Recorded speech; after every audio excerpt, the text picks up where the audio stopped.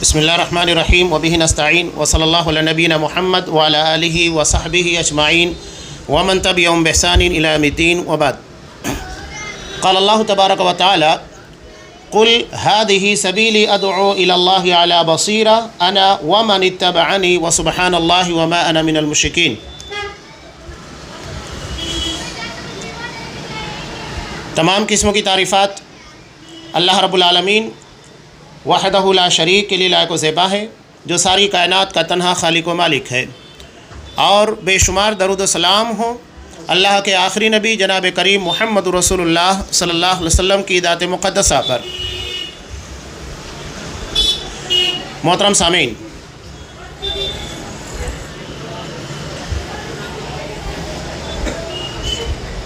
ارادہ اور نیت کسی بھی عمل کے کرنے سے پہلے جو کی جاتی ہے یہ بنیاد ہوتی ہے، لیکن یہ بھی یاد رکھیے کہ اگر ارادوں میں نیتوں میں اخلاص ہو لیکن طریقے کے اندر خرابی پائی جائے تب بھی وہ عمل اللہ کے یہاں قبول نہیں ہوگا۔ اور اس کی بہت ساری مثالیں، بہت ساری دلیلیں ہیں۔ ایک دلیل کافی اس بات کو سمجھانے کے لیے،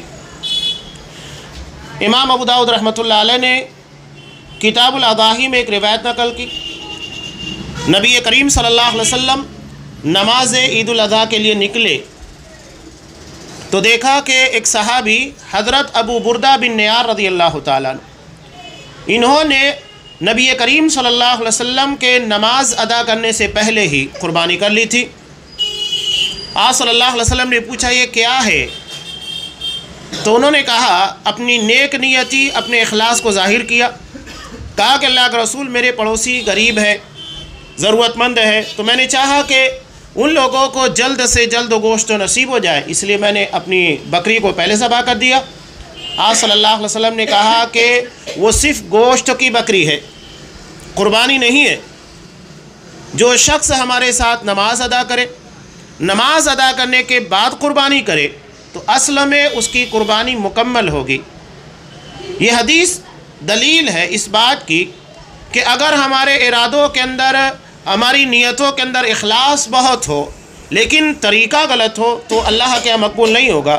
یہ نہیں کہ صرف نیک نیتی کی بنیاد کے پر آپ کو اجر دے دیا جائے، ثواب دے دیا جائے۔ یہی معاملہ بنیاد رکھا ہے، اصول ہے ایک حدیث اس بات کو سمجھنے کے لیے۔ لوگ عام طور سے لوگوں کو گمراہ کرنے کی کوشش کرتے ہیں، یہ گمراہی ہے۔ کہتے ہیں کہ کام بہت اچھا ہے، نیت بہت اچھی ہے۔ کوئی بھی چیز کتنی بھی اچھی ہو، جب تک کہ وہ قرآن و حدیث کی کسوٹی کے پر صحیح نہیں اترے گی تب تک اسے قبول نہیں کیا جائے گا۔ دنیا کا کوئی بھی شخص کتنی بھی بہتر اور کتنی بھی بھلی بات کہے، جب تک وہ قرآن و حدیث کے معیار کے پر نہیں ہے تب تک اس کو نہیں مانا جائے گا۔ یہی اصول اور یہی ضابطہ ہے۔ اللہ تبارک و تعالیٰ نے کسی بھی چیز کے صحیح، غلط، اچھے یا برا ہونے کا ایک ہی ضابطہ دیا، اور وہ اس کا دین، اس کی شریعت ہے۔ میں نے اس کے پہلے بھی ایک بات کہی تھی۔ علامہ احسان الہی رحمۃ اللہ علیہ کہتے ہیں کہ اگر دودھ میں زمزم کا پانی بھی ملا دیا جائے تو دودھ ملاوٹی ہو جائے گا۔ یہ نہیں کہ زمزم کے ملانے کی وجہ سے دودھ کو ہم پیور کہیں گے یا اسے بہتر کہیں گے، نہیں۔ تو ایسے ہی دین کے معاملے کے اندر کتنے بھی بڑی عالم، کتنا بڑا فقیہ ہو، کتنا بھی بڑا محدث ہو، اس کی اپنی بات اگر ہے تو اس کو دین کے نام کے پر شامل کر کے بیچنے کی کوشش کی جائے یا لوگوں میں ظاہر کرنے کی کوشش کی جائے تو اس کو نہیں مانا جائے گا۔ لوگ یہی کہتے، اتنے بڑے عالم، اتنے بڑے فقیہ، اتنے بڑے محدث، اتنا بڑا امام، کیا وہ غلطی کر سکتا ہے؟ تو سوال یہی ہے کہ جو بات آپ پیش کر رہے ہیں وہ قرآن و حدیث کے معیار کے مطابق ہے یا نہیں۔ ایک حدیث میں آپ کے سامنے پیش کر دوں، اور اس کے بعد جو موضوع ہم نے آج منتخب کیا ہے حالات حاضرہ کی مناسبت سے، اس کے پر کچھ باتیں انشاءاللہ۔ امام بخاری، امام مسلم دونوں نے روایت کیا، اور یہ حدیث آپ نے بارہا سنی بھی ہوگی۔ حضرت انس رضی اللہ تعالیٰ عنہ کہتے ہیں کہ 3 صحابہ آپ صلی اللہ علیہ وسلم کی ازواج مطہرات کے گھروں پر آئے۔ وہ جاننا چاہتے تھے کہ آپ صلی اللہ علیہ وسلم مسجد نبی کے علاوہ گھر میں کیسے عبادت کرتے ہیں۔ چنانچہ ان لوگوں کو بتا دیا گیا۔ میں انتہائی اختصار کے ساتھ حدیث کو بیان کر رہا ہوں۔ تو انہوں نے آپ صلی اللہ علیہ وسلم کے معاملات اور آپ کی عبادات کو جاننے کے بعد کہا وَأَيْنَا نَحْنُ مِنَ النَّبِي صلی اللہ علیہ وسلم قَدْ غُفِرَ لَهُ مَا تَقَدَّمَ مِن ذَنبِهِ، کہ ہمارا اور نبی کا کیا مقابلہ، جب کہ اللہ کے رسول کے سابقہ تمام گناہوں کو بخش دیا گیا ہے، جبکہ ہمارا وہ معاملہ نہیں، اس کے بعد آپ اتنی عبادت کرتے ہیں، چنانچہ ہمیں آپ صلی اللہ علیہ وسلم سے زیادہ عبادت کرنا چاہیے۔ ایک صحابی کہتے ہیں کہ انا اصلی اللیل ابدا، میں ساری رات نماز ادا کروں گا، پوری رات نماز پڑھتا رہوں گا۔ ایک کہتے ہیں کہ میں ہمیشہ روزہ رکھوں گا، اور ایک کہتے ہیں کہ میں نکاح ہی نہیں کروں گا تاکہ نہ بیوی بچے ہوں گے اور نہ اللہ کی عبادت میں کوئی خلل واقع ہوگا۔ آپ صلی اللہ علیہ وسلم آئے، ان کو خبر دی گئی، آپ نے تحقیق کی، تحقیق کے بعد آپ صلی اللہ علیہ وسلم نے جو اصول اور ضابطہ بیان کیا، کہا اما واللہ انی لاخشاکم للہ، سنو اللہ کی قسم میں تم لوگوں میں سب سے زیادہ اللہ کا خوف رکھنے والا، واتقاکم لا، اور اللہ کا سب سے متقی اور پرہیزگار بندہ ہوں۔ کوئی پوری زندگی از اول تا آخر کسی نماز کو تکبیر اولیٰ کے ساتھ ترک نہ کرے، ساری زندگی تہجد ادا کرتا رہے، ہر قسم کی سنتوں کا، نوافل کا اہتمام کرے، صدقات و خیرات کا اہتمام کرے، ہر سال حج ادا کرے، ہر سال عمرہ ادا کرے، بلکہ ہر مہینے ساری خیر، ساری اچھائیاں کرنے کی کوشش کرے، تب بھی وہ نبی کریم صلی اللہ علیہ وسلم کے تقویٰ کے معیار کو نہیں پہنچ سکتا۔ نبی کی بات چھوڑیے، کسی صحابی کے خاک پا کو نہیں پہنچ سکتا۔ یہ اصول اور ضابطہ آپ نے بیان کر دیا۔ اس کے بعد آپ نے کہا کہ میں رات میں جاگتا ہوں، نماز بھی پڑھتا ہوں، روزے رکھتا ہوں، روزے نہیں بھی رکھتا ہوں، عام دنوں کی بات، اور یہ بھی کہا کہ میں نے عورتوں سے نکاح بھی کیا ہے۔ اور اس پوری روایت کا نچوڑ ہے فمن رغب عن سنتی، جو میری سنت، میرے طریقے سے انحراف کرے گا، فلیس منی، اس کا مجھ سے کوئی تعلق نہیں ہے۔ اصل چیز ہے نبی کی سنت، نبی کریم صلی اللہ علیہ وسلم کا طریقہ۔ آپ صلی اللہ علیہ وسلم ہر جمعہ میں، جبکہ آپ کے سامنے نہ کوئی بدعتی تھا نہ کوئی خرافاتی تھا، اس کے بعد بھی کہا کرتے تھے کل بدعت ضلالہ، ہر بدعت گمراہی ہے اور ہر بدعت کا ٹھکانہ جہنم ہے۔ یہ صحابہ کو آپ متنبہ کر رہے ہیں، وارن کر رہے ہیں، جن کے خواب و خیال کے اندر یہ چیز نہیں آ سکتی تھی کہ آپ صلی اللہ علیہ وسلم کے طریقے سے ہٹ کر کوئی طریقہ اختیار کرنے کی کوشش کریں۔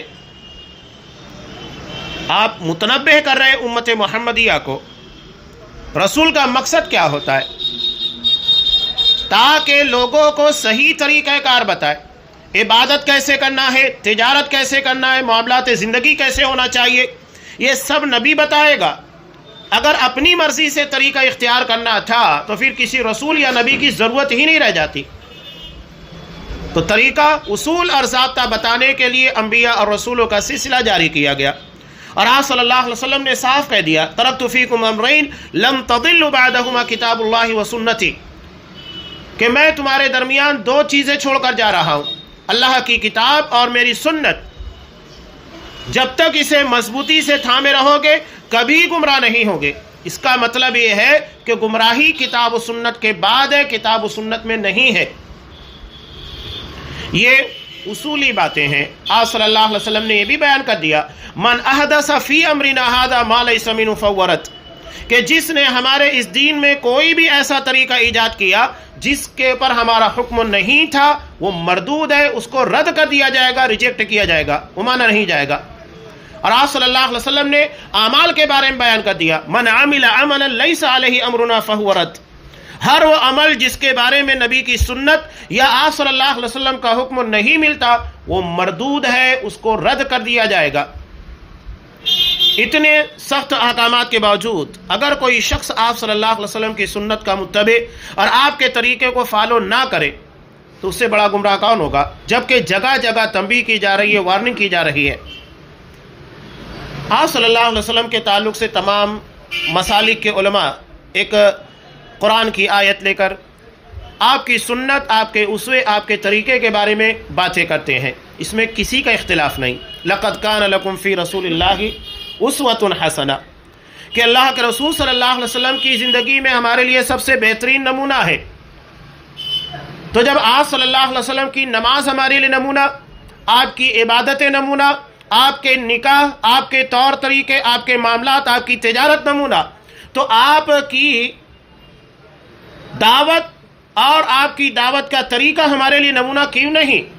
جبکہ یہ بنیاد ہے، اسی سے کسی شخص کو غیر اسلام سے اسلام میں داخل کیا جاتا ہے، یا اسی چیز کو ذریعہ بنا کر کسی شخص کو جو گمراہی یا انحراف کے راستے پر نکل چکا ہے اسے صحیح راستے پر لایا جاتا ہے۔ تو اس بارے میں جو انبیاء کا اولین مقصد ہوتا ہے، سارے نبی اسی کے پر محنت کرتے ہیں، تو پھر اس طریقے سے ہم کیوں ہٹیں جو آپ صلی اللہ علیہ وسلم کا تھا؟ قرآن نے آپ صلی اللہ علیہ وسلم کے دعوت کے طریقے کو بیان کیا۔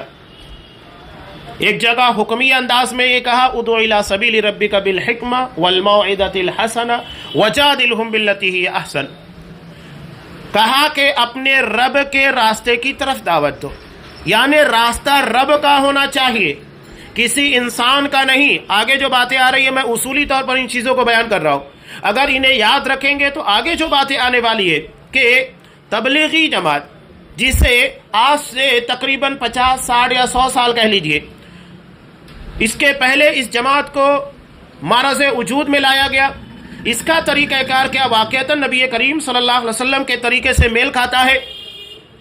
یہ دعویٰ کرتے ہیں کہ یہ انبیائی مشن ہے۔ انبیاء کا مشن کیا تھا یہ جاننا ضروری ہے۔ یہ حضرت نوح علیہ السلام کی کشتی ہے، جو اس میں بیٹھ جائے گا وہ نجات پائے گا۔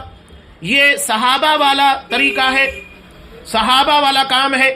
تو یہ جو لوگوں کے درمیان دعوے کیے جا رہے ہیں، کیا واقعتاً یہ دعوے حقیقت میں قرآن و حدیث کے مطابق ہے، یا یہ دعوے اپنی جگہ کے پر حقیقت میں کرداری شکل اختیار کیے ہوئے ہیں، عمل کی شکل اختیار کیے ہوئے، یا صرف یہ دعوے ہی ہیں؟ قرآن نے صاف کہا اپنے رب کے راستے کی طرف دعوت دینا ہے۔ راستہ جو رب نے طے کیا ہے وہ ہونا چاہیے، جو کسی انسان نے یا کسی امام فقی نے بنایا وہ نہیں۔ نہ کسی فقی یا کوئی امام یا کوئی مولوی اسے اختیار ہے کہ وہ اللہ تبارک و تعالیٰ کے بتائے ہوئے طریقے سے ہٹ کر کوئی طریقہ دعوت کا یا کسی بھی چیز کا بنائے، کسی کو اختیار نہیں ہے۔ صاف کہا اپنے رب کے راستے کی طرف دعوت دینا ہے، حکمت کے ساتھ، اچھی نصیحت کے ساتھ، اور موعظہ، اور اگر یہ ضرورت پڑ جائے کبھی مباحثے کی، ڈیبیٹس کی، وجادلہم باللتی ہی احسن، احسن بہترین طریقے سے ڈیبیٹس کرنا ہے، مناظرہ کرنا ہے، مباحثہ کرنا ہے۔ اس میں سامنے والے کو نیچا کرنا، اسے ذلیل کرنا، اسے بے عزت کرنا مقصود نہیں، بلکہ اچھے انداز میں اسے صرف یہ بتانا کہ تو اپنے موقف پر غلط ہے، وہ ثابت کیا جائے، اس کے موقف کی خرابی یا اس کی سوچ کی، فکر کی جو خرابیاں ہیں اس پر واضح کر دی جائے۔ اب آئیے، یہ جو جماعت جس کو تبلیغی جماعت کے نام سے جانا جاتا ہے، جس کے بانی حضرت مولانا الیاس رحمۃ اللہ علیہ ہیں، اور جو کہ تبلیغی جماعت کے نام سے شہرت پا چکی ہے، ایک بہت پیارا تمہید ہے، پیاری تمہید ہے، میں آپ کے سامنے نقل کر دوں تاکہ آگے کی باتیں اور اچھے طریقے سے سمجھ میں آئے گی۔ یہاں ایک تمہید کو نقل کیا کہ امت مسلمہ کی ہمیشہ سے یہی روش چلی آ رہی ہے کہ وہ اپنی کسی تحریک کو کامیاب بنانے اور حمایت حاصل کرنے کے لیے اسلام ہی کا نام لیتی ہے۔ اس لیے کہ اسلام کا نام نہیں لیں گے تو لوگ کیسے متوجہ ہوں گے؟ اس کی ایک میں مثال اکثر بیان کرتے رہتا ہوں۔ شیطان بہت کائیاں ہے، اسے معلوم ہے کہ جب تک دین کا لیبل نہیں لگے گا لوگ اس کی جانب متوجہ نہیں ہوں گے، اس پر کام نہیں کریں گے۔ ہم دیکھتے ہیں کہ سرے راہ اگر کوئی شخص نیم پاگل ہو، اگر وہ اپنے لباس اتار دے، برہنہ ہو جائے، تو ہر کوئی اس پر غصہ ہوں گے، حالانکہ معلوم ہے کہ وہ پاگل ہے۔ لیکن شیطان اتنا کائیاں ہے کہ اس نے دین کا لیبل لگا کر یہی کام کروایا۔ آپ دیکھیے کہ ہندوستان کا ایک مذہب کے ماننے والے، ان کے پیشواؤں کو دیکھیے، سرے راہ شاہراہوں کے پر، سڑکوں کے پر، بغیر کسی جھجک کے، بغیر کسی شرم و حیا کے، پورے لباس کو اتار کر لوگوں کے درمیان گھومتے ہیں، لیکن کوئی شخص انہیں نظر اٹھا کر نہیں دیکھ سکتا، ٹوک نہیں سکتا، بول نہیں سکتا۔ کیوں؟ اس لیے کہ وہاں پر دین کا لیبل لگا ہوا ہے۔ وہ لیبل آپ ہٹا دیں گے ہر کوئی مارے گا، دین کا لیبل لگا دیں گے ہر کوئی اسے ماننے کے لیے تیار ہو جائے گا۔ تو شیطان کام کیا کرتا ہے کہ حمایت کامیاب بنانے اور حمایت حاصل کرنے کے لیے اسلام ہی کا نام لیا جاتا ہے۔ آگے لکھتے ہیں اور دین کا ڈنکا بھی پیٹتی ہے اور نعرہ توحید کی دلکشی اور اس کی تاثیری قوت سے فائدہ اٹھاتی ہے۔ ہر کوئی کہتا ہے کہ ہمارے پاس توحید ہے، ہم عقیدہ توحید کی دعوت دیتے ہیں، ہمارے یہاں پر نبی کی سنتوں کا اہتمام کیا جاتا ہے۔ آپ دیکھیے کہ جو سب سے زیادہ بدعات اور خرافات انجام دیتی ہے جو جماعت بریلویت، یہ کہتے ہیں کہ ہم تمہیں سنتوں کی طرف دعوت دیتے ہیں، میٹھی میٹھی سنتیں۔ کیا سنت بھی میٹھی اور کڑوی ہونے لگ گئی؟ یہ ہر جگہ اسی لیبل کا فائدہ اٹھایا جا رہا ہے، دین کے لیبل کے پر ان چیزوں کو پیش کرنے کی کوشش کی جا رہی ہے۔ یہاں صاحب کتاب نے ایک بہت پیاری بات نقل کی اس جماعت کے پر، اس کے افکار، اس کے خیالات اور اس کے منہج کے پر بات کرنے سے قبل وہ کہتے ہیں تعجب تو اس پر ہے کہ جو کرامتیں حضرت محبوب سبحانی، خواجہ اجمیری اور دیگر بزرگوں کی طرف منسوب ہو کر شرک و گمراہی ہو جاتی ہیں، وہی کرامات و برکات اس جماعت کے مخلص بانیوں، رہبروں اور رہنماؤں کی طرف منسوب ہو کر ایمان و آگاہی کیوں ہو جاتی ہے؟ سوال ہے کہ جو چیزیں محبوب سبحانی، خواجہ اجمیری کی طرف منسوب ہے، جو واقعات اور جو قصے اور کہانیاں حقیقتیں نہیں، اگر یہ چیز شرک اور گمراہی کا ذریعہ ہے تو بعین ہی وہی شکل کی تمام چیزیں ان لوگوں کے رہنماؤں کے اندر اور ان رہبروں کے اندر، بانی جماعت کے اندر پائی جاتی ہے، تو وہ ایمان اور آگاہی کا ذریعہ کیسے ہو جاتی ہے؟ حالانکہ دونوں بالکل ایک ہی طرح کے مقدمے ہیں، اگر ایک قبول کیا جائے تو دوسرا بھی قبول کیا جائے۔ یہی وجہ ہے کہ آپ دیکھیے کہ تبلیغی جماعت اور بریلویت، ان دونوں کے درمیان ایک دوسرے کے خلاف رسا کشی شروع سے جاری ہے، اور ہر کوئی ایک دوسرے کو کافر کرا دیتا ہے، مشرک کرا دیتا ہے، گمراہ کرا دیتا ہے۔ حالانکہ معیار جو ہے کتاب و سنت، اس کی بنیاد کے پر کوئی فیصلہ کیا جائے، ہم اپنی طرف سے کوئی فیصلہ نہیں کر سکتے۔ یہاں جو باتیں ہیں ان کی اپنی کتابوں کی، میں اس کی کچھ باتیں، کچھ اقتباسات آپ کے سامنے نقل کر رہا ہوں، فیصلہ آپ خود کر سکتے ہیں سننے کے بعد، بہت زیادہ ضرورت بھی نہیں ہے۔ اللہ نے اتنا شعور عطا کیا ہے کہ ان باتوں کو سننے کے بعد ہر مسلمان ذرا سا تدبر کرنے کے بعد یہ سوچ سکتا ہے، یہ فیصلہ کر سکتا ہے کہ حقیقت میں یہ جماعت واقعتاً انبیاء کے طریقے پر چلنے والی، صحابہ کے طریقے پر چلنے والی نوح کی کشتی ہے یا نہیں ہے۔ اب یہاں شروع میں جو باتیں نقل کی گئی ہیں انہیں سمجھنا بہت ضروری، ایک اصول اور ضابطہ بیان کیا گیا۔ صاحب کتاب لکھتے ہیں کہ شیخ الاسلام مولانا حسین احمد مدنی نے جماعت اسلامی کے تعلق سے، یعنی اسے جانچنے اور پرکھنے کے لیے ایک اصول بیان کیا تھا جو کہ ان کی تحریر میں ہے۔ یہ کہتے ہیں کہ جب کوئی تحریک کسی شخص کی طرف منسوب ہوگی تو وہ قبلہ توجہ ہوگا، اور اس شخص کے عقائد و اخلاق کا اثر ممبروں پر قطعی طور پر ہوگا۔ یہ مکتوبات شیخ الاسلام صفحہ نمبر 277 کے پر ہے۔ یہاں شیخ الاسلام مولانا حسین احمد مدنی کے کہنے کا مقصد یہ ہے کہ کوئی تحریک، کوئی جماعت اگر یہ شخصیت کی طرف منسوب ہوگی، شخصیت اللہ کے رسول صلی اللہ علیہ وسلم کو چھوڑ کر جتنے بھی ہیں یہ سب شخصیات ہیں، اور آپ صلی اللہ علیہ وسلم رسول ہیں، آپ کی طرف جو بھی چیز منسوب ہے، جو بھی چیز آپ سے ثابت ہے وہ دین کا حصہ ہے۔ باقی دیگر لوگوں کی طرف جو چیزیں ثابت ہیں اور یا منسوب کی جاتی ہے انہیں قرآن و حدیث کی کسوٹی کے پر پرکھا جائے گا، اگر وہ قرآن و حدیث کے معیار کے مطابق ہے تو تسلیم، ورنہ اس کو رد کر دیا جائے گا۔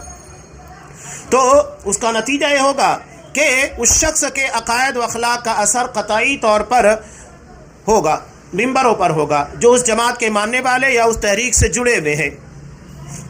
اب دیکھیے مولانا منصور نعمانی اس جماعت کے بانی یعنی مولانا الیاس کے بارے میں کیا تحریر کرتے ہیں، کیا نقل کرتے ہیں۔ اصول جو کہ جماعت اسلامی کے بارے میں حسین احمد مدنی نے لکھا تھا کہ اگر شخصیات قبلہ بن جائے تو ان کے عقیدے، ان کے اخلاق کا اثر ممبروں کے پر اور اس جماعت کے چاہنے والے، اس طریقہ کار پر چلنے والوں پر ہوگا۔ تو اب یہاں اسی تحریر کی روشنی میں اس چیز کے پر غور کیا جائے جو کہ مولانا منظور نعمانی نے اس جماعت کے بانی محمد الیاس کے بارے میں لکھا ہے کہ ایک بار فرمایا کہ خواب نبوت کا 40واں حصہ ہے۔ بعض لوگوں کو خواب میں ایسی ترقی ہوتی ہے کہ ریاضت و مجاہدہ سے نہیں ہوتی، کیونکہ خواب میں علوم صحیحہ القاء ہوتے ہیں جو نبوت کا حصہ ہے، پھر ترقی کیوں نہ ہوگی؟ آپ اگر اس جماعت کی کتابیں پڑھیں، فضائل اعمال یا دیگر چیزیں، تبلیغ نصاب کہیے، تو ہر جگہ آپ کو بنیادی چیز خواب ملے گی۔ ایک بزرگوں نے خواب میں دیکھا، یا ان کے علماء یا ان کے بڑے بڑے رہبر جو ہیں، جماعت کے بانی ہیں، ان لوگوں کے خواب میں کوئی چیز آئی اور اس چیز کو انہوں نے بیان کر دیا۔ ایک بات یاد رکھیے کہ یہ بات صحیح ہے کہ خواب نبوت کے 40ویں جہاں جو بیان کیا گیا ہے کہ 40واں نہیں بلکہ آپ صلی اللہ علیہ وسلم نے بیان کیا جو بخاری وغیرہ کے روایت میں 46واں حصہ ہے، 40 نہیں 46واں حصہ۔ یہاں ان کی تحریر میں 40واں ہے، حدیث کے اندر 46واں ہے، رؤیا الصادقہ، سچے خواب۔ لیکن یہ خواب دین کا حصہ نہیں ہے، اس لیے کہ آپ صلی اللہ علیہ وسلم نے دین کے بارے میں کیا کہا؟ قرآن مجید کی جو آیت ہے الیوم اکملت لکم دینکم، آج تمہارے لیے تمہارا دین مکمل کر دیا گیا۔ تو جب دین آپ صلی اللہ علیہ وسلم پر مکمل ہو چکا ہے تو اس کے بعد کسی کے خواب یا کسی کے کشف یا کسی کے پر القاء ہونے والی باتیں یہ کیسے دین کا حصہ بن سکتی ہیں؟ سوال ہی نہیں پیدا ہوتا۔ اگر یہ بات ہوتی تو حضرت عمر فاروق رضی اللہ تعالیٰ عنہ جیسی شخصیت جنہیں نبی کے زمانے کے اندر ملہم قرار دیا گیا، ملہم یعنی جس کے پر اللہ تبارک و تعالیٰ اپنے دین کی باتوں کا الہام کیا کرتا تھا، لیکن دین آپ صلی اللہ علیہ وسلم کے چلے جانے کے بعد اب ان کے الہام یا دیگر چیزوں کا کوئی معاملہ نہیں رہ جاتا، اس لیے کہ اس کی تصدیق اللہ تبارک و تعالیٰ کے دین وحی سے ہوتی تھی۔ جب آپ صلی اللہ علیہ وسلم نہیں ہے تو اس کے بعد آپ دیکھیے حضرت عمر فاروق رضی اللہ تعالیٰ عنہ کے پر کوئی الہام نہیں ہوا جب تک آپ تھے، اور جو باتیں آتی تھی وہ عدالت نبی کے اندر دیکھی جاتی تھیں، پرکھی جاتی تھیں، اس کے بعد اسے تسلیم کیا جاتا تھا۔ ایسا نہیں ہے کہ ان کے پر الہام ہو گیا اور وہی الہام دین بن گیا، جب تک کہ آپ صلی اللہ علیہ وسلم کے ذریعے اس کی تصدیق نہ کی جائے وہ دین کا حصہ نہیں بنتی تھی۔ قرآن اور حدیث کی شکل میں جو باتیں نازل ہوتی تھی وہی دین کا حصہ بنتی۔ تو یہ کہہ رہے ہیں کہ خواب میں ترقی ہوتی تھی جو کہ ریاضت و مجاہدہ عبادت کرنے سے نہیں ہوتی، کیونکہ خواب میں علوم صحیحہ القاء ہوتے ہیں۔ قرآن میں یا حدیث میں کہیں یہ نہیں بتایا گیا کہ خواب میں علوم صحیحہ کا القاء ہوتا ہے، صرف یہ بتایا گیا ہے کہ سچے خواب جو انسانی زندگی کے اندر پیش آنے والی کچھ چیزیں ہیں جو خواب کے ذریعے بتا دی جاتی ہیں، اس کے علاوہ کچھ نہیں ہے۔ یہاں علوم صحیحہ یہی دراصل تصوف کی بنیاد ہے۔ آگے کچھ چیزیں آئے گی بھی انشاءاللہ کہ ان لوگوں کے یہاں پر آج بھی دین نازل ہوتا ہے۔ یہ جو دعویٰ کیا جاتا ہے آپ صلی اللہ علیہ وسلم کے نبوت کے خاتمے کا، 10 چور دروازوں سے آپ صلی اللہ علیہ وسلم کی نبوت کے دروازے کو بند ہی نہیں کیا گیا، تبھی تو کہا جا رہا ہے کہ خواب میں علوم صحیحہ کا القاء ہوتا ہے۔ اور آگے کچھ حوالوں کے ذریعے نقل کیا گیا کہ ان لوگوں کے پر آج بھی جو ان کے اولیاء ہیں، علماء ہیں، ان کے پر الہام ہوتا ہے، کشف ہوتا ہے، اور ان کے پر اللہ کی طرف سے خواب کے اندر دین کی باتیں بتائی جاتی ہیں۔ یہ ساری چیزیں جب دین مکمل ہو چکا ہے، قرآن حدیث میں کسی قسم کا نقص نہیں، تو اس کے بعد یہ سوال پیدا ہوتا ہے کہ پھر کسی خواب کی، کسی کشف کی یا القاء کی یا الہام کی ضرورت کہاں رہ جاتی ہے؟ تو یہ اور اس کے بعد تمہید کو نقل کرنے کے بعد مزید لکھتے ہیں کہ آج کل خواب میں مجھ پر علوم صحیحہ کا القاء ہوتا ہے۔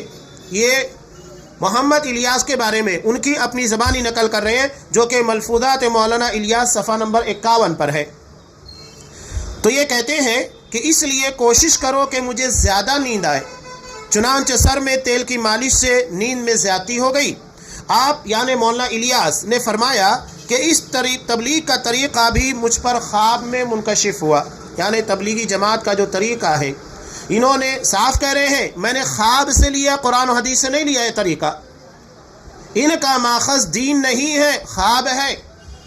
اسی لیے پہلے طور پر وہ کہہ دیا کہ، اور دلیل کس کو بنایا؟ آپ صلی اللہ علیہ وسلم کی حدیث کو، کہ خواب نبوت کے 46ویں حصے میں سے ایک حصہ ہے، اسی کو دلیل بنایا، اور اسی سے علوم صحیحہ کے بارے میں کہہ رہے ہیں، اور کہہ رہے ہیں کہ وہ علوم صحیحہ مجھ پر نازل ہوتے ہیں، اور اسی علوم صحیحہ کے ذریعے مجھ کو دعوت کا، تبلیغ کا طریقہ بتایا گیا۔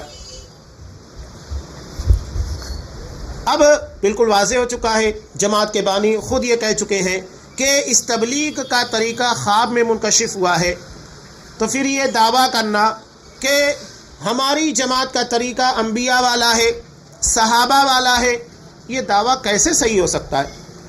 جب آپ خود کہہ رہے ہیں کہ خواب میں مجھے ان چیزوں کو بتایا گیا، آپ نے نہ نبی سے لیا نہ تو صحابہ سے لیا، تو پھر یہ طریقہ آپ صحابہ یا تو انبیاء کی طرف منسوب نہیں کر سکتے، غلط ہے۔ جو چیز آپ نے نبی سے نہیں لی، صحابہ سے نہیں لی، ان کی طرف کیوں منسوب کرتے ہیں؟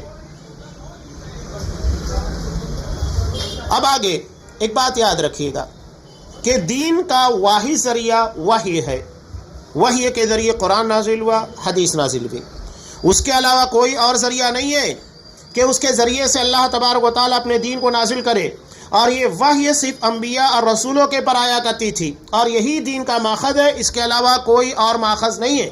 اگر کوئی اپنے خواب یا کوئی اور ذریعے سے دین کے نام کے پر لوگوں کو کچھ بتانے کی کوشش کرتا ہے، وہ ہمارے ہاں منظور نہیں ہے، ہم اسے تسلیم نہیں کریں گے۔ میں نے ابتدا میں سورہ یوسف کے اخیر کی آیت آپ کے سامنے پیش کی، خود نبی کو قرآن مجید نے کہا کہ آپ کہیے قل ہذہ سبیلی، یہ میرا راستہ ہے، ادعو الی اللہ، میں اللہ کی طرف دعوت دے رہا ہوں۔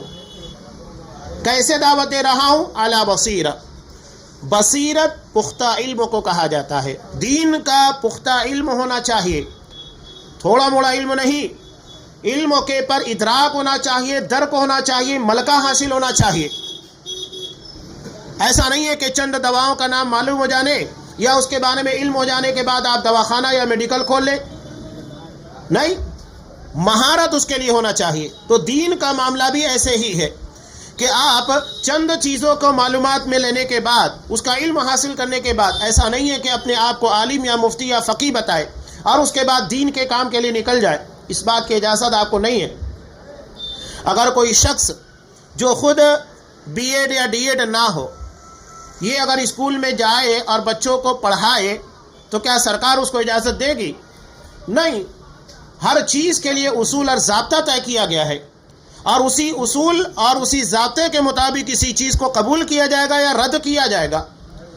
تو یہاں پر دعوت کا جو اصول قرآن مجید نے بیان کیا ہے وہ ہے علی بصیرہ، بصیرت پختہ علم کی بنیاد کے پر دعوت دینا ہے، اور یہ انا ومن اتبعنی، یہ دعوت کا کام اور اس طریقے پر کرنے والے لوگ کون ہیں؟ میں اور جو میری اتباع کرنے والے ہیں، یعنی جو نبی کا متبع ہوگا وہ بصیرت کی بنیاد کے پر دین کا کام کرے گا، لا علمی، جہالت یا تھوڑے سے علم کی بنیاد کے پر دعوت کا کام نہیں کرے گا۔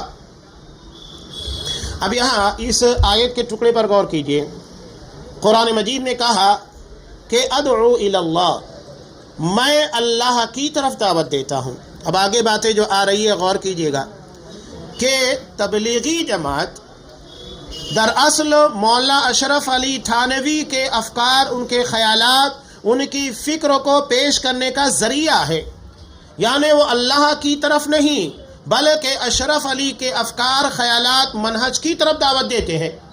اور ان کی چیزیں کیا تھیں، ان کے افکار اور خیالات، منہج، سوچ کیا تھی، آگے چند مثالوں کے ذریعے آپ کو سمجھ میں آئے گا کیا ہے کہ دین کے نام کے پر جو چیزیں پیش کی جا رہی ہیں حقیقت میں کتنا دین ہے اور کتنا شخصیت پرستی ہے، وہ آپ کو سمجھ میں آ جائے گی۔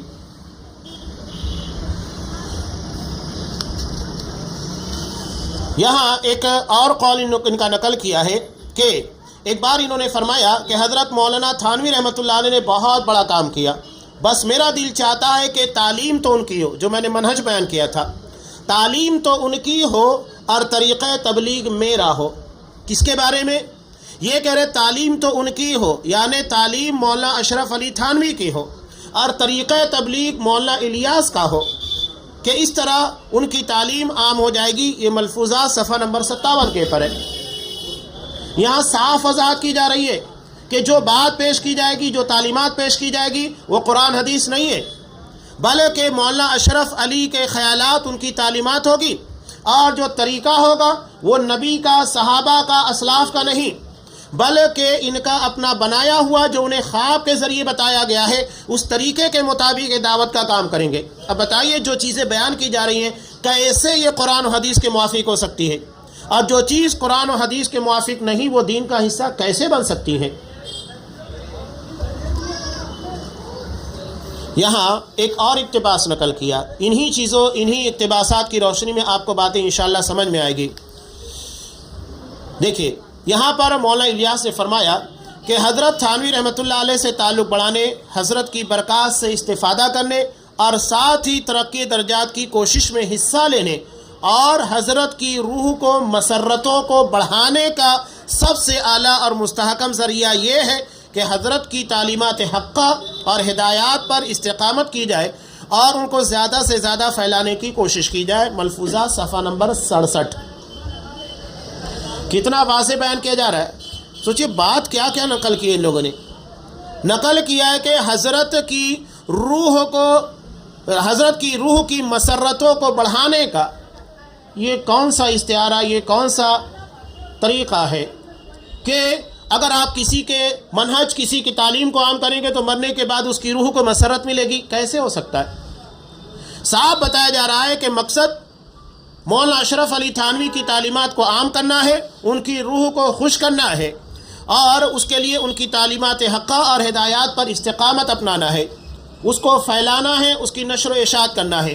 جو اقتباسات یہاں پر نقل کیے گئے ہیں، اس کے بتانے کا مقصد یہ ہے کہ منہج قرآن حدیث نہیں ہے جہاں پر اللہ نے دین کو محفوظ کیا ہے، بلکہ منہج ان لوگوں کا یہ ہے، نصاب تعلیم یہ ہے، دعوت کا نصاب یہ ہے کہ مولانا اشرف علی تھانوی کی تعلیمات، ان کے فکر، ان کے افکار اور خیالات۔ تو جب آپ یہ چیزیں پھیلا رہے ہیں تو آپ دین کا نام کیوں پیش کر رہے ہیں؟ آپ دھوکہ مت دیجئے۔ آج بھی آپ دیکھیے بیڑی ہے، سگریٹ ہے، تمباکو، اس کے پر واضح لکھا ہوتا ہے کہ انجوریس ٹو ہیلتھ، صحت کے لیے ہانیکارک ہے، وہاں یہ نہیں لکھا ہوتا ہے کہ صحت کے لیے مفید ہے۔ یعنی آج حکومت ایک خراب چیز جو انسانی صحت کے لیے مضر ہے اس کے پر باقاعدہ لکھ کر دے رہی ہے کہ آپ کو استعمال کرنا ہے کرو، نہیں کرنا ہے مت کرو، لیکن اس کے پر لکھا ہوا ہے، وضاحت ہے کہ یہ چیز انجوریس ٹو ہیلتھ کے لیے، صحت کے لیے ہانیکارک ہے۔ وہ تو ہم سے بہتر ہے، میں کہتا ہوں کہ وہ دھوکہ نہیں دے رہے ہیں۔ یہاں پر جو چیزیں دین نہیں ہے اسے دین کے نام پر پیش کیا جا رہا ہے، جو طریقہ نبی کا نہیں ہے وہ طریقہ نبی کے نام پر پیش کیا جا رہا ہے۔ کتنا بڑا دھوکہ ہے۔ جو علم قرآن و حدیث کا نہیں ہے، جو خواب کے ذریعے لیا گیا ہے، اسے لوگوں کے درمیان عام کرنے کی کوشش کی جا رہی ہے، اور وہ بھی شریعت کے نام کے پر، دین کے نام کے پر۔ یہ بہت سنگین دھوکہ ہے۔ یہ بنیادی چیزیں اسی لیے بتائی جا رہی ہے کہ ان بنیادوں کو اگر ہم سمجھ لیں تو ان کی ساری باتیں اپنی جگہ پر بے معنی، غلط ثابت ہو جاتی ہیں۔ اور میں نے ابتدا میں بتا دیا کہ آپ کی نیت میں کتنا بھی اخلاص ہو، اگر طریقہ آپ صلی اللہ علیہ وسلم کی سنت کے مطابق نہیں ہے تو وہ چیز مردود ہے، اس کو رد کر دیا جائے گا۔ یہ نہیں دیکھا جائے گا کہ آپ کے اندر اخلاص کتنا، آپ نے کتنی مدت محنت کی ہے، کتنے قریہ، کتنی بستی، کہاں کہاں جا کر آپ نے لوگوں کو نماز کی طرف، دین کی طرف بلایا ہے۔ اب یہ کہتے ہیں کہ ہم دین کی طرف بلا رہے ہیں، تو کیا حقیقت میں آپ کے پاس دین ہے؟ اگر آپ کے پاس دین نہیں ہے تو آپ کیوں کہہ رہے ہیں کہ ہم دین کی طرف دعوت دے رہے ہیں؟ جو ہے وہ بتائیے کہ ہاں ہم اشرف علی تھانوی کے خیالات، ان کے منہج اور ان کی فکر کی طرف لوگوں کو دعوت دے رہے ہیں۔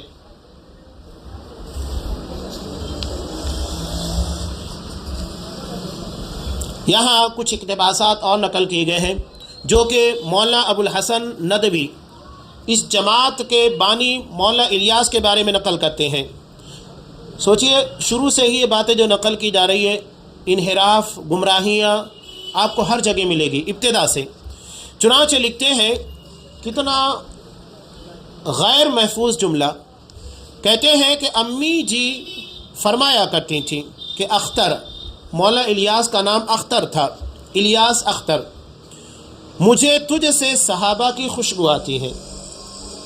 کبھی وہ پیٹھ پر محبت سے ہاتھ پھیر کر فرماتی کیا بات ہے کہ تیرے ساتھ مجھے صحابہ کی سی صورتیں چلتی پھرتی نظر آتی ہیں۔ یہ مولانا ابو الحسن ندوی دینی دعوت کے صفحہ نمبر 42 کے پر نقل کر رہے ہیں۔ آپ اگر ابتدا کی باتیں کہ مجھے صحابہ کی خوشبو آ رہی ہے، چلو یہ سب بات اتنی قابل اعتراض نہیں، لیکن یہ کہ تیرے ساتھ مجھے صحابہ کی سی صورتیں چلتی پھرتی نظر آتی ہیں، یہ کیا معنی ہے؟ اپنے افکار، باطل خیالات کو سہارا دینے کے لیے اسی طرح کی من گھڑت باتوں کو پیش کیا جاتا ہے۔ جن لوگوں کے پاس قرآن و حدیث کے دلائل ہو، انہیں ان ساری چیزوں کی ضرورت نہیں ہے، وہ تو اللہ کے رسول کے فرامین کو، آپ کی سنتوں کو، اللہ کے کلام کو پیش کرے گا، اسے کہاں ضرورت ہے ان ساری باتوں کو بنانے کی۔ یہاں پر بنانے کا مقصد یہ ہے کہ ان کی شخصیت کو شروع سے اس طریقے کی بتایا جائے کہ صحابہ کے چاہنے والے اور صحابہ ان کے ارد گرد منڈلاتے رہتے تھے، یہ ان کا مرکز تھے نعوذ باللہ، اس لیے ان کی باتوں کو مانا جائے۔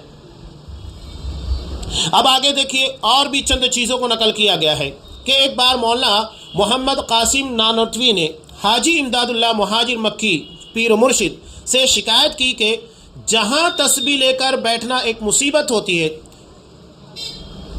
اس قدر گرانی کے جیسے 100 من کے پتھر کسی نے رکھ دیے، زبان و قلم بستہ ہو جاتے ہیں۔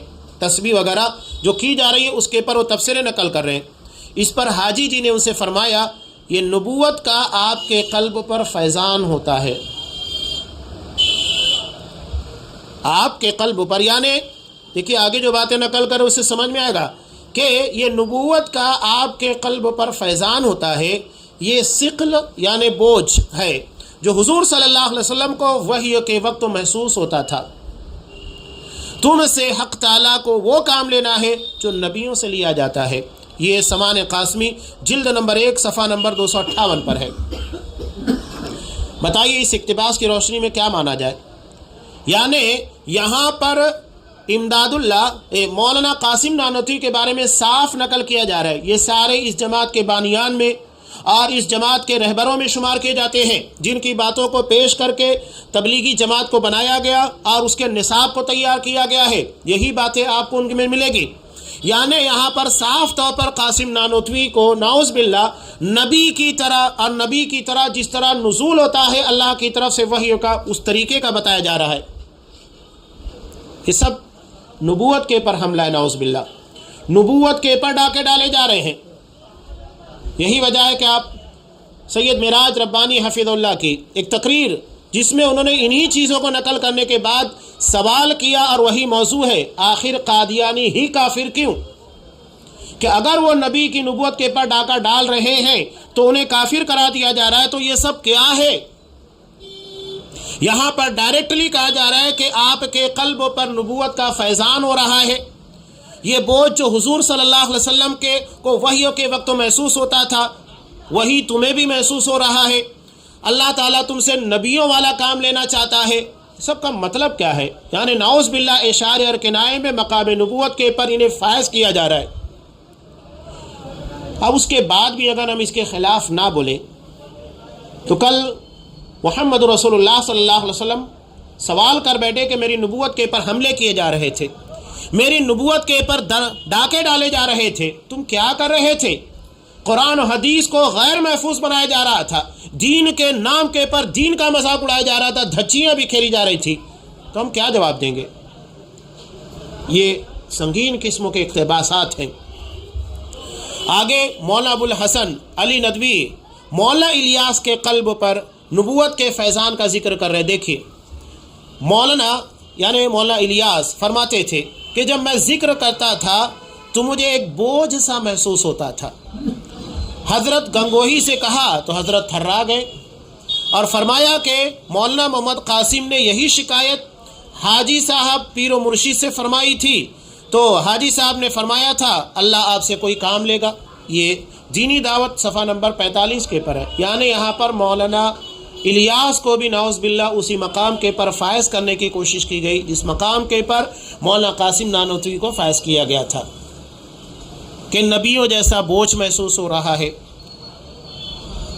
ثقل، اور وہی بارے گنا یہ لوگ بھی محسوس کر رہے ہیں جو نبی آج صلی اللہ علیہ وسلم کے پر جب وحی نازل ہوتی تھی اس کی کیفیتیں جدا جدا تھی۔ آپ کی شخصیت بھاری ہو جاتی، آپ کو لگتا کہ کوئی بھاری چیز آپ کے اوپر رکھ دی گئی ہے۔ ایک مرتبہ آپ صلی اللہ علیہ وسلم اونٹنی پر بیٹھے تھے، وہی نازل ہونے لگی، اونٹنی بیٹھ گئی آپ کے بوجھ کی وجہ سے۔ ایک مرتبہ حضرت عائشہ صدیقہ رضی اللہ تعالیٰ عنہ کے زانو مبارک کے پر آپ سر رکھے ہوئے تھے، اسی اثنا میں وحی نازل ہونے لگی، تو کہتی ہے کہ مجھے ایسا لگتا تھا کہ میرے ران کی ہڈی ٹوٹ جائے گی۔ یعنی جو تصور، جو احساس آپ صلی اللہ علیہ وسلم کو تھا، وہی نعوذ باللہ یہاں قاسم نانوتوی اور اس کے بعد مولانا الیاس کے بارے میں نقل کیا جا رہا ہے۔ اب اس پر ہم کیا فیصلہ کریں؟ سب بنیاد ہی آپ کو متسلسل نظر آئے گی۔ اب آگے دیکھیے اور جو چیزیں نقل کی گئی ہیں، اپنی باتیں پیش کرنے زیادہ انہی کے اقتباسات کے پر آپ توجہ دیجئے، سمجھ میں آ جائے گا کہ یہ کتنا صحیح اور کتنا غلط ہے۔ آگے نقل کرتے ہیں یہی مولانا ابو الحسن ندوی، تم سے حق تعالیٰ وہ کام لینا ہے جو نبیوں سے لیا جاتا ہے۔ اس سے بخوبی واضح ہو گیا کہ نعوذ باللہ مولانا الیاس کے قلب اطہر پر بھی فیضان نبوت ہوتا تھا۔ پھر اس کے بعد پیغمبرانہ منصب کی طرف ایک اور قدم بڑھاتے ہوئے تحریر فرماتے ہیں۔ آپ نے فرمایا، اللہ تعالیٰ کا ارشاد ہے، کنتم خیر امہ اخرجت للناس تأمرون بالمعروف وتنہون عن المنکر، کہ تم سب سے بہترین امت اور جماعت ہو جسے لوگوں کے لیے نکالا گیا ہے، بھلائی کا حکم دیتے ہو، برائیوں سے روکتے ہو۔ اس کی تفسیر میں مولانا الیاس صاحب کیا نقل کرتے ہیں؟ وہ تفسیر جو کہ آپ کو آپ صلی اللہ علیہ وسلم، صحابہ سے، آپ کی احادیث سے، ہمارے اسلاف سے ملتی ہے، اس سے بالکل ہٹ کر آپ کو ملے گی۔ کہتے ہیں کہ اس کی تفسیر آیت کی، خواب میں القاء ہوئی کہ تم مثل انبیاء علیہم السلام کے لوگوں کے واسطے ظاہر کیے گئے ہو، نعوذ باللہ۔ یعنی جس طرح نبیوں کو لوگوں کی اصلاح کے لیے ظاہر کیا جاتا تھا، اسی طرح تمہیں بھی ظاہر کیا گیا ہے۔ ڈائریکٹلی انہیں مقام نبوت کے پر فائز کر دیا گیا۔ یہ ملفوظات الیاس صفحہ نمبر 51 کے پر، جب کہ اس کی تفسیر یہ ہے ہی نہیں۔ اس کی تفسیر امت محمدیہ ہے کہ امت محمدیہ سب سے بہترین جماعت ہے، کہ جنہیں اللہ نے لوگوں کے لیے پیدا کیا، سب سے اولین مخاطبین اس کے اصحاب کرام تھے، اور اس کے بعد جو بھی صحابہ کے طریقے پر چلے گا سب اسی کے حکم میں آتے ہیں۔ لیکن یہ کہہ رہے ہیں کہ اس کے مصداق خواب میں جو تفسیر ان کو بتائی گئی، جو قرآن اور حدیث سے ثابت نہیں ہے، نہ کسی صحابہ سے، نہ کسی مفسر سے، یہ بتا رہے ہیں کہ اس کی تعبیر انہیں بتائی گئی کہ تم مثل انبیاء علیہ السلام کے لوگوں کے واسطے ظاہر کیے گئے ہو۔ یہاں تین باتیں اس ایک خواب کی تفسیر کے ذریعے انہوں نے بتائی۔ پہلی بات تو یہ ہے کہ نعوذ باللہ انہوں نے اپنے آپ کو نبیوں کی طرح ظاہر کیا۔ دوسری بات یہ ہے کہ دعویٰ کی تقویت کے لیے جو دعویٰ کر رہے ہیں کہ میں نبیوں جیسا ہوں، اللہ انبیاء کی طرح مجھ سے کام لینے والا ہے، اس کی تفسیر کو نعوذ باللہ اللہ تبارک و تعالیٰ کی طرف منسوب کیا کہ خواب میں اللہ نے تفسیر مجھ کو بتائی۔ اب اللہ کا نام آنے کے بعد کون اسے نہیں کام مانے گا، کون اسے قبول نہیں کرے گا؟ اور تیسری اور سب سے اہم اور سنگین بات کہ انہوں نے نعوذ باللہ اللہ تبارک و تعالیٰ پر بہتان باندھا ہے۔ جو بات اللہ نے ان کو نہیں بتائی وہ اللہ کی طرف منسوب کر رہے ہیں، جو نہ قرآن میں ہے نہ حدیث کے اندر ہے۔ اب بتائیے، جب ان کا عقیدہ ایسا ہے، ان کی فکر ایسی ہے، اور ان لوگوں کا منہج دعویٰ کیا جاتا انبیاء جیسا لیکن ہے نہیں، تو بتائیے پھر یہ کیسے دین کا کام کرنے والے یا صحیح منہج کے پر قائم جماعت ہو سکتی ہے؟ کہیں پر شروع سے لے کر آخر تک آپ کو قرآن، حدیث یا اسلام کی تعبیر کے مطابق جماعت نظر ہی نہیں آئے گی۔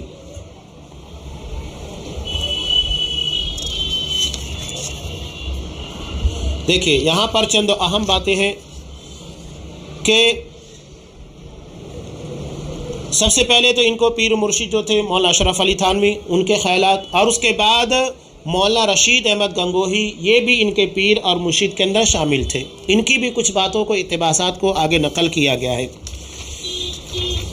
سب سے پہلی چیز یہاں پر جو نقل کی گئی ہے کہ ان کا مقصد یہی ہے کہ مولانا تھانوی کی تعلیمات کو مولانا الیاس کے طریقہ تبلیغ کے ذریعے عام کیا جائے تاکہ مولانا تھانوی کی روح کی مسرتیں بڑھیں۔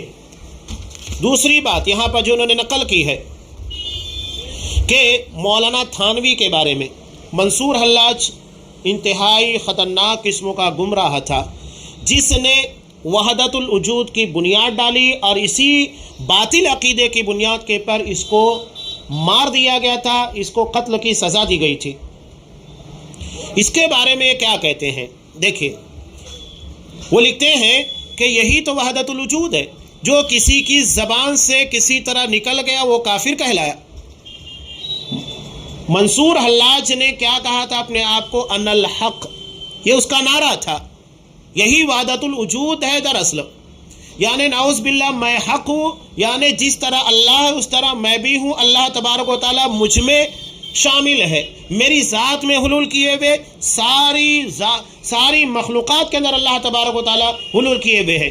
اسی باطل عقیدے کے بارے میں کہہ رہے ہیں کہ یہی تو وحدت الوجود ہے، جو کسی کی زبان سے کسی طرح نکل گیا وہ کافر کہلائے گا، کیونکہ اس نے زبان عشق میں اس کو ظاہر کیا، اور عاشقی کی زبان کافی نہیں ہوتی ہے، توضیح مراد کے لیے عاقل کی زبان کافی ہوتی ہے۔ چنانچہ محققین اسی وحدت الوجود کو زبان عقل سے ظاہر کرتے ہیں، ان پر کوئی فتویٰ نہیں لگایا جا سکتا۔ کیا کہہ رہے؟ محققین اسی وحدت الوجود کو زبان عقل سے، یعنی عقلی دلائل کی بنیاد کے پر اشارے اور کنایے کی زبان میں ظاہر کرتے ہیں، ان کے پر فتویٰ نہیں لگے گا۔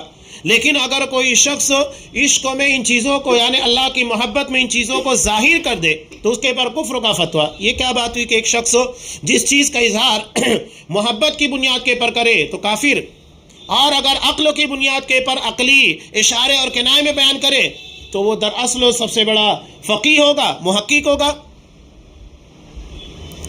مگر جن پر فتویٰ لگایا گیا ہے ان کو اس کی بھی پرواہ نہیں، وہ اپنے کلام میں تعویل بھی نہیں کرتے، یعنی اس کی تعویل بھی نہیں کر رہے۔ مطلب کیا ہے؟ بالکل واضح مطلب بتا رہے ہیں کہ یہ وحدت الوجود ہے، یعنی اللہ مجھ میں سمایا ہوا ہے، میں بھی نعوذ باللہ اللہ ہی ہوں، صاف کہہ رہے ہیں، کیونکہ وہ جانتے ہیں کہ ایمان و کفر مخلوق کے ہاتھ میں نہیں۔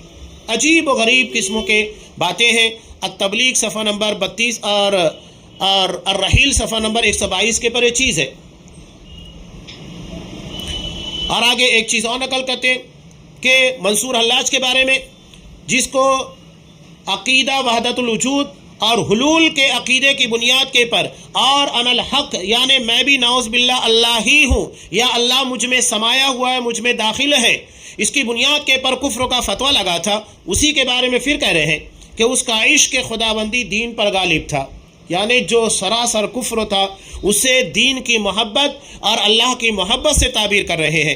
اس نے حالت استغراق میں، یعنی مدہوشی کے عالم میں ان الحق کہا تھا۔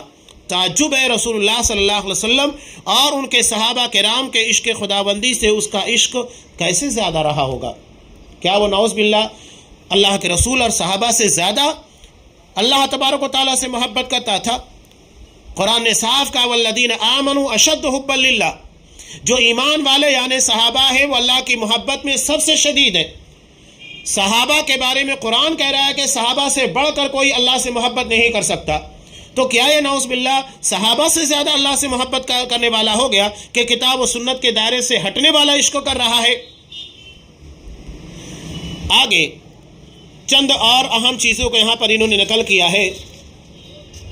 دیکھیے واقعہ جو نقل کیا گیا کتنا سنگین ہے، نقل کفر نباست۔ یہ لکھتے ہیں کہ ان کے خلیفہ خاص مولانا عبد الماجد دریابادی نے ایک خط لکھا کہ انہیں حالت نماز میں تھانوی کے تصور سے دل لگ جاتا ہے، یعنی مولانا اشرف علی تھانوی کو یاد کرتے ہیں، اس کی وجہ سے ان کی نماز میں دل لگا رہتا ہے۔ کتنا واضح طریقے کا نماز سے ہٹا ہوا سنت کے خلاف کام ہے۔ خشوع کا مطلب ہے دل مکمل اللہ کی طرف لگا ہو، کسی مخلوق کی طرف نہیں۔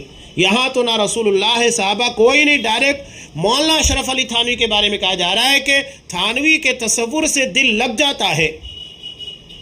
تو اس کے بعد جواب میں حضرت کیا فرماتے ہیں کہ نماز میں جی نہ لگنے کا مرض بہت پرانا ہے، لیکن کبھی یہ تجربہ ہوا کہ عین حالت نماز میں جب کبھی بجائے اپنے کو فرض کر لیا تو اتنی دیر تک نماز میں دل لگ گیا، لیکن مصیبت یہ کہ خود یہ تصور بھی عرصہ تک قائم نہیں رہتا۔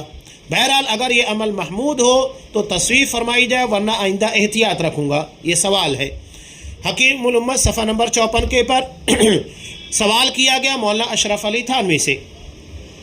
اب یہ جواب میں کیا کہہ رہے ہیں دیکھیے، یہ کہہ رہے ہیں کہ من قال لا الہ الا اللہ دخل الجنہ وان زنا وان سرق، کہ جو شخص لا الہ الا اللہ کہتا ہے تو گرچہ وہ زنا کرے، چوری کرے، تو کلمہ گو ہونے کی بنیاد کے پر یقیناً وہ جنت میں جائے گا۔ حدیث کہاں ہے، کہاں سے استدلال ہو رہا ہے؟ یہ حدیث اپنی جگہ پر درست ہے، مگر اس سے اپنے نفس کے موافق یہ مراد لے لی کہ کلمہ طیبہ کہہ دینا بس یہی کافی ہے، گناہوں سے بچنا اور اعمال نیک بجا لانا ضروری نہیں۔ یہ مراد سراسر غلط اور باطل ہے، یہ بھی وہی کلمۃ الحق ارید بہا الباطل ہے۔ اب یہاں آگے اور نقل کرتے ہیں کہ حضرت تھانوی رحمۃ اللہ علیہ سے منتفع ہونے کے لیے ضروری ہے کہ ان کی محبت ہو اور ان کے آدمیوں سے اور ان کے کتابوں کے مطالعہ سے منتفع ہوا جائے جو انہوں نے لکھی ہے، اور ان کی کتابوں سے علم آ جائے گا اور ان کے آدمیوں سے عمل آ جائے گا۔ یہ ایسی عجیب و غریب قسموں کی بات ہے۔ یہاں ایک چیز اور بھی نقل کی ہے جو کہ رسالہ امدادیہ صفحہ نمبر 34 کے پر بہت مشہور ہے، اس کے پہلے آپ نے سنا بھی ہوگا۔ کہتے ہیں کہ ان کے ایک مرید نے ان کے پاس لکھا کہ میں رات خواب میں اپنے آپ کو دیکھا کہ ہر چند کلمہ تشہد صحیح ادا کرنے کی کوشش کرتا ہوں، لیکن ہر بار ہوتا یہ ہے کہ لا الہ الا اللہ کے بعد اشرف علی رسول اللہ نعوذ باللہ منہ سے نکل جاتا ہے۔ اتنے بے مندہ خواب سے بیدار ہو گیا، لیکن بدن میں بدستور بے حسی تھی اور وہ اثر ناطاقتی بھی بدستور تھا، لیکن حالت بیداری میں کلمہ شریف کی غلطی پر جب خیال آیا تو اس بات کا ارادہ ہوا کہ اس خیال کو دل سے دور کیا جائے۔ بہیں خیال بیٹھ گیا اور پھر دوسری کروٹ لیٹ کر کلمہ شریف کی غلطی کے تدارک میں رسول اللہ صلی اللہ علیہ وسلم پر درود شریف پڑھتا ہوں، لیکن پھر بھی کہتا ہوں اللہم صلی علی سیدنا و نبینا و مولانا اشرف علی۔ وہ آپ صلی اللہ علیہ وسلم کو حذف کر رہا ہے، مقام رسالت کے پر، مقام نبوت کے پر مولانا اشرف علی تھانوی کو لا رہا ہے۔ پہلے تو اس نے کلمہ کے اندر اور دوسری جگہ درود شریف کے اندر، حالانکہ اب بیدار ہوں، خواب نہیں، لیکن بے اختیار ہوں، مجبور ہوں، زبان اپنے قابو میں نہیں ہے۔ یعنی خواب میں تو دیکھا، لیکن بیداری کی حالت میں بھی وہ شخص اپنی زبان سے یہی کہہ رہا ہے کہ اشرف علی رسول اللہ نعوذ باللہ، اور اس کے بعد درود بھیج رہا ہے تو اشرف علی کے پر بھیج رہا ہے۔ اب بتائیے کہ کیا کیا جائے؟ وہ کہتے ہیں کہ تم کو مجھ سے غایت درجہ محبت ہے، یہ سب اسی کا نتیجہ اور ثمرہ ہے۔ یہ برہان ایک پیپر نکلتا تھا، فروری 1952 کا ہے، صفحہ نمبر 107 کے پر۔ ان چیزوں سے آپ کیا اخذ کریں گے؟ صاف طور کے پر نبی کریم صلی اللہ علیہ وسلم کے مقام کے پر مولانا اشرف علی کو لا کر بٹھا دیا گیا۔ تبلیغی جماعت کا پورا منشور یہی ہے کہ مولانا اشرف علی تھانوی کی فکر، ان کے خیالات، ان کی تعلیمات کو عام کیا جائے۔ اب اتنی ساری باتوں کے بعد اس جماعت کے برحق یا نبی والی، صحابہ والی یا نبیوں کے جیسا کام کرنے والی جماعت آپ کیسے کہہ سکتے ہیں؟ جہاں پر جگہ جگہ کے پر شرک ہے، جگہ جگہ کے پر آپ صلی اللہ علیہ وسلم کے منہج سے اختلاف ہے، کہیں پر قرآن و حدیث آپ کو نہیں ملے گا بلکہ قرآن و حدیث کا غلط استعمال ملے گا، یہ دین کا مکمل طریقے سے صفایا کرنے والی جماعت، تو اس جماعت کے بارے میں ہم یہ کیسے مانیں گے کہ یہ لوگ دین کا کام کر رہے ہیں؟ تعداد یہ معنی نہیں رکھتی، اکثریت معنی نہیں رکھتی۔ اتنے واضح چیزوں کے بعد بھی کریں کہ آپ کو مجھ سے شدید محبت ہے، اسی کے نتیجے میں زبان سے باتیں نکل رہی ہیں۔ یہ نہیں کہ اتنی بڑی غلطی کے پر، کفریہ بات کے پر ٹوکا جائے، اس کفر سے منع کیا جائے، کہہ رہے ہیں کہ تمہیں محبت کی بنیاد کے پر یہ سب ہو رہا ہے۔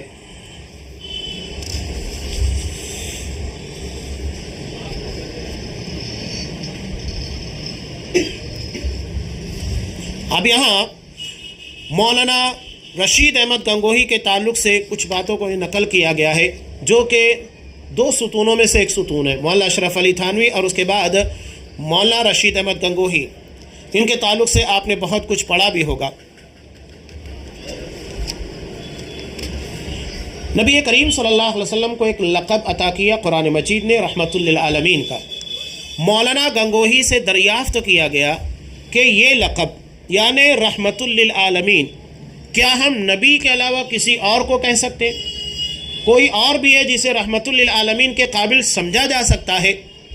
तो ये कहते हैं कि नहीं, रहमतुल लिल आलमीन आप सल्लल्लाहु अलैहि वसल्लम के साथ ख़ास नहीं है, ये आपकी सिफत नहीं है। फतावा रशीदिया जिल्द नंबर 2 सफ़ा नंबर 9 साफ कह रहे हैं कि लफ्ज़ रहमतुल लिल आलमीन सिफत ख़ास रसूल सल्लल्लाहु अलैहि वसल्लम की नहीं है, यानी इसका मतलब दूसरे भी इसमें शामिल हो सकते हैं। जबकि कुरान में साफ क्या कहा, वमा अरसलनाका इल्ला रहमतल लिल आलमीन। अरबी का कायदा जानने वाला हर शख्स समझता है कि यहाँ पर रहमतुल लिल आलमीन को आप सल्लल्लाहु अलैहि वसल्लम के लिए महसूर कर दिया गया। अब ये लफ्ज़, ये खिताब किसी और को नहीं मिल सकता। उसके बाद भी कह रहे हैं कि आप सल्लल्लाहु अलैहि वसल्लम के लिए ये ख़ास नहीं है, ये आपकी सिफत नहीं। इसका मतलब है कि खुले तौर पर कह रहे हैं कि नौज़ बिल्लाह इस सिफत के अंदर देगर लोग भी शामिल हो सकते हैं। देगर क्या, खुद भी शामिल होंगे, मौला इलियास साहब शामिल होंगे, अशरफ अली को शामिल करना है, जैसा कि मकाम नबूवत के पर इनको फायज करने की कोशिशें की गई हैं। आगे अशरफुस्समाने जिल्द नंबर 2 सफ़ा नंबर 153 के पर लिखते हैं कि हज़रत वाला यानी मौलाना थानवी की सराफा रहमत शख्सियत पर बिला मुबालगा वकफ़ा बिल्लाहि शहीदा वो लक़ब सादिक आता है, जिससे मौलाना गंगोही क़द्दस सिर्रुहुल अज़ीज़ ने शेखुल अरब वल अजम आला हज़रत हाजी साहब क़द्दस सिर्रुल अज़ीज़ को बाद वफ़ात हज़रत हाजी साहब ममदूह याद फरमाया करते थे, यानी बार बार फरमाया करते थे, हाय रहमतुल लिल आलमीन, हाय रहमतुल लिल आलमीन।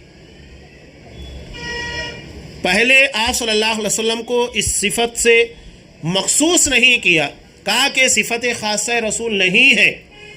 और उसके बाद मौलाना थानवी के बारे में नकल करते हैं, उनके मरने के बाद उनको कहा करते थे हाय रहमतुल लिल आलमीन। नाउज़ बिल्लाह, खुले तौर पर आप सल्लल्लाहु अलैहि वसल्लम के मकाम के पर बिठाया जा रहा है, फ़ायज़ किया जा रहा है। अब इसके बाद बचता क्या है? और यही मौलाना रशीद अहमद गंगोही साहब तज़किरतुर रशीद जिल्द नंबर 2 सफ़ा नंबर 17 पर लिखते हैं कि सुन लो, हक़ वही है जो रशीद अहमद की ज़बान से निकलता है, और बकसम कहता हूँ कि मैं कुछ नहीं हूँ मगर इस ज़माने में हिदायत व निजात मौकूफ़ है मेरे इत्तिबा पर। खुले खुले तौर पर आप सल्लल्लाहु अलैहि वसल्लम मकाम नबूवत के पर इन लोगों को फायज किया गया। ये कौन सा अंबियाई मिशन कि एक आम उम्मती को नाउज़ बिल्लाह नबी के मकाम के पर, सहाबा भी नहीं, डायरेक्ट नबी के मकाम के पर फायज किया जा रहा है। ये सारी खुसूसियात बताने का मकसद ये है कि जब ये उसूल और ज़ाब्ता बता दिया गया तो अब आगे जो भी इन लोगों के ख्वाब होंगे या इनकी बातें होंगी या इनके मामलात होंगे, उन्हें कुरान और हदीस की तरह तुम्हें तस्लीम करना होगा, दीन के नाम पर मानना होगा, इसलिए कि हिदायत और निजात मौकूफ़ है इन्हीं लोगों की इत्तिबा पर।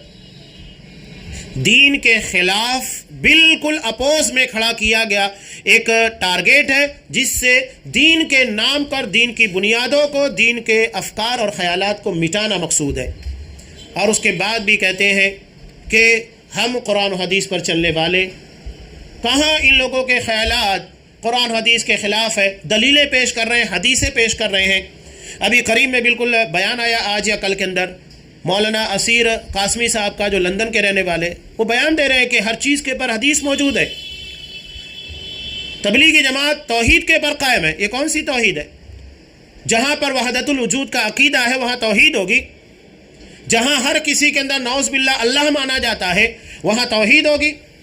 जहाँ हर जगह के पर नौज़ बिल्लाह कहीं अशरफ अली थानवी को, कहीं मौलाना रशीद अहमद गंगोही को मकाम नबूवत के पर फायज किया जाता है, वहाँ पर नबी का तरीका और नबी की सुन्नत बाकी रहेगी, सवाल ही नहीं पैदा होता।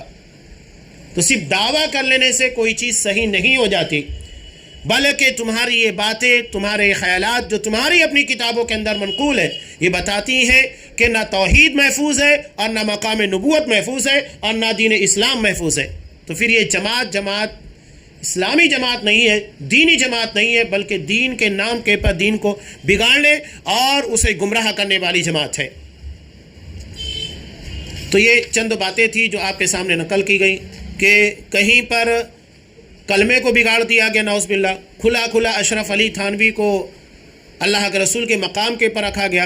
कहीं पर मौलाना इलियास साहब के सामने उनको उनकी अपनी अम्मी को असहाब इकराम की सूरतें नज़र आ रही हैं। शुरू में बयान कर दिया गया कि अशरफ अली थानवी की रूह को मसरत पहुँचे, खुशी पहुँचे, उसके लिए उन्होंने तरीक़ा दावत इख्तियार किया जो ख्वाब के ज़रिए उनको बताया गया है। और कहीं पर तसव्वुर शेख है, कहीं शेख परस्ती है। ये तो सरासर शिरक है। तो कैसे ये तौहीद वाली या आप सल्लल्लाहु अलैहि वसल्लम की सुन्नत वाली जमात हो सकती है? ये चंद इक़्तिबासात मैंने आपके सामने रखे। कुरान ने साफ़ कह दिया, ला रहबानियत फ़िल इस्लाम, इस्लाम में रूहबानियत यानी तसव्वुफ़ की कोई असल नहीं है और इसकी कोई जगह नहीं है। असल जमात वही होगी जो तौहीद के पर कायम होगी, सुन्नत पर कायम होगी, असहाब इकराम की फ़िक्र की हामिल होगी और उनके तरीक़े के मुताबिक दीन को फॉलो करेगी। जो भी जमात ये काम कर रही है वो दरअसल और वही सलफ़ियत है। सलफ़ियत का मतलब यही है अपने से पहलों के तरीक़ पर चलने वाली। और सबसे पहले हमारे असलाफ़ में मोहम्मद रसूलुल्लाह सल्लल्लाहु अलैहि वसल्लम और सहाबा आते हैं और उन्हीं के तरीक़े को फॉलो करने वाले जो भी हैं वो सलफ़ियत हैं। अब यहाँ कुछ बातें जो मौजूदा तनाजुर के अंदर आपके सामने आ रही है और इनके बारे में इनकी गुमराहियों को बयान करने के लिए जो बयानात आए हैं उसके पर से लोगों ने बहुत सारी बातें की। मैं ये बातें इसीलिए सामने रखा कि कम से